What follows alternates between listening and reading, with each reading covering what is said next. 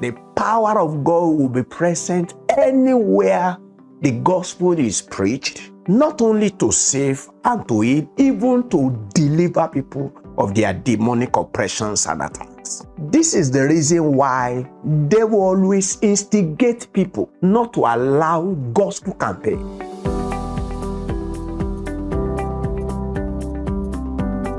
Lord, we appreciate you for your goodness. Be thou exalted, Lord, in Jesus' name. Lord, send your word to us. Help our lives. Thank you, Father. In Jesus' name we pray. Amen. Don't forget, we are dealing with the trouble of health, dealing with sicknesses and diseases. The last broadcast, I told you about the way out of sickness. And I told you there are two major ways out of sickness. There is the natural way of coming out of sickness, and there is a spiritual way of coming out of sicknesses and diseases. Now, turn your Bible with me as I discuss with you today on the divine means of healing. Divine means of healing. In Mark chapter 16, verses 15 to 18, Jesus said, "Go into all the world and preach the gospel to every creature. The one who believes and is baptized will be saved, but the one who does not believe will be condemned. These signs will accompany those who believe. In my name they will drive out demons, they will speak in new languages, they will pick up snakes with their hands, and whatever poison they drink will not harm them. They will place their hands on the sick, and they will be well." Turn with me your Bible again to the book of James. James chapter 5, verses 13 to 16. James chapter 5, verses 13 to 16. "Is anyone among you suffering? He should pray. Is anyone in good spirits? He should sing praises. Is anyone among you healed? He should summon the elders of the church, and they should pray for him and anoint him with oil in the name of the Lord. And the prayer of faith will save the one who is sick, and the Lord will raise him up. And if he has committed sins, he will be forgiven." The last verse. "So confess your sins to one another and pray for one another so that you may be healed. The prayer of a righteous person has great effectiveness." May the Lord bless the reading and the hearing of his word in our heart in the name of Jesus Christ. Now, divine healing is a spiritual, supernatural, and instantaneous cure of sicknesses and diseases that comes directly through Christ and his gospel. Divine healing is a spiritual, supernatural, and instantaneous cure of sicknesses and diseases that come directly through Christ and his gospel. That's what we call divine healing. Divine healing is a spiritual, supernatural, and instantaneous cure of sicknesses and diseases that come directly through Christ and his gospel. From the account, the two scriptures I read, Mark chapter 16, verses 15 to 18, and James chapter 5, verses 13 to 16.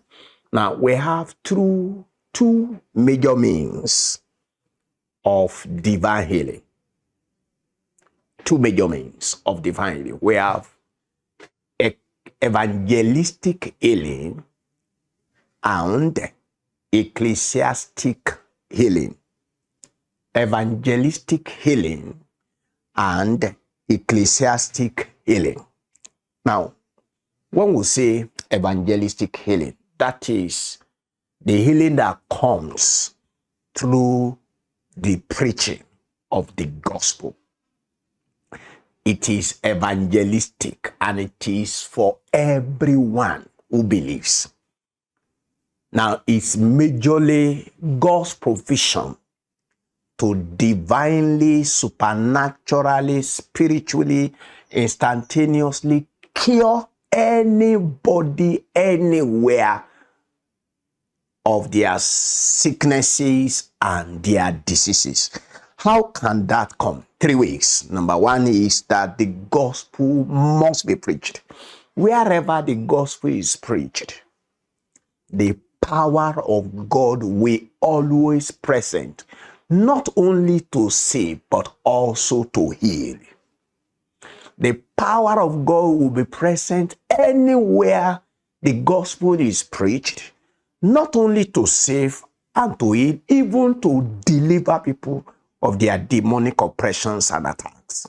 This is the reason why they will always instigate people not to allow gospel campaign. Now, in the region of darkness, devil has free day to destroy humanity and to put them in different kinds of body. But once the gospel comes there, people will be saved, will be delivered, and will be healed. So that's how evangelistic healing takes place. And it is a supernatural. It happens instantaneously.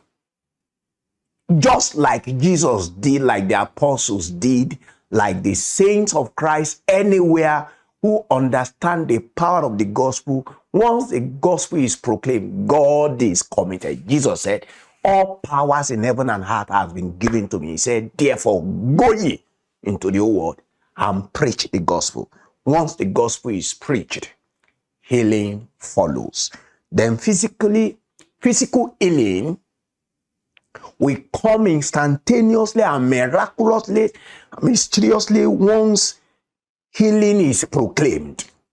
In Matthew chapter 8, verse 16, wherever healing, when we proclaim physical healing, when we preach about physical healing, just as I'm preaching to you now, if you are sick in your body, if you have disease in your body, that you have consulted different doctors and different kinds of doctors, and your health still deteriorates, I am telling you that Jesus is available to you now to heal you from your sicknesses. In Matthew chapter 8, verse number 16. Matthew chapter 8, verse number 16. Listen to the word of God. When it was evening, many demon-possessed people were brought to him. He drove out the spirits with a word and healed all who were sick. Listen, mark that word.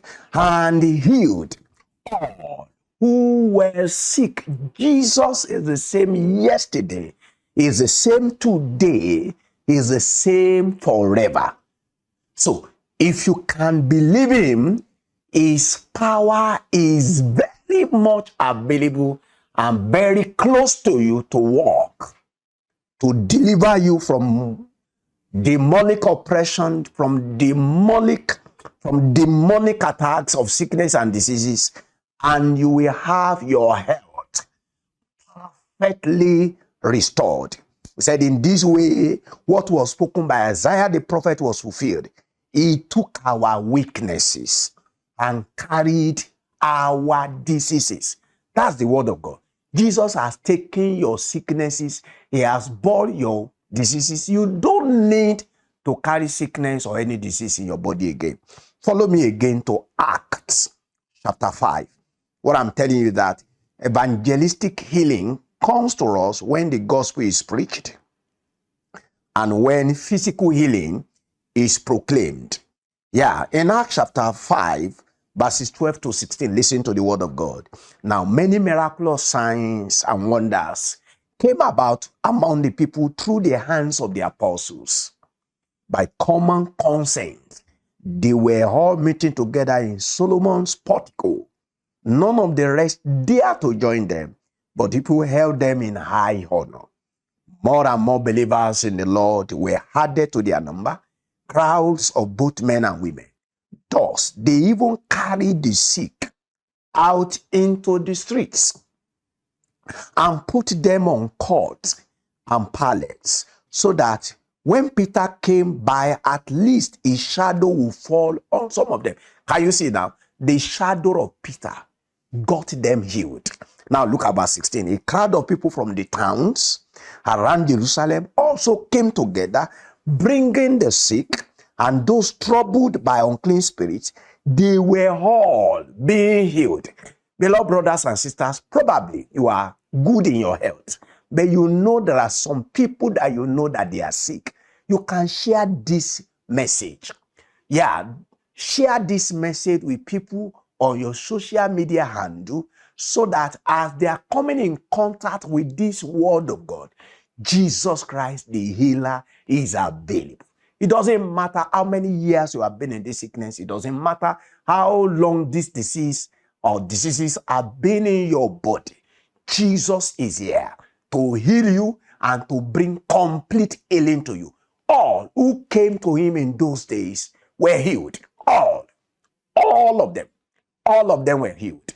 And all of those people who shared, now that the gospel is proclaimed, we are proclaiming the physical healing, that Jesus can do that for you supernaturally, mysteriously, instantaneously, without you paying a dime.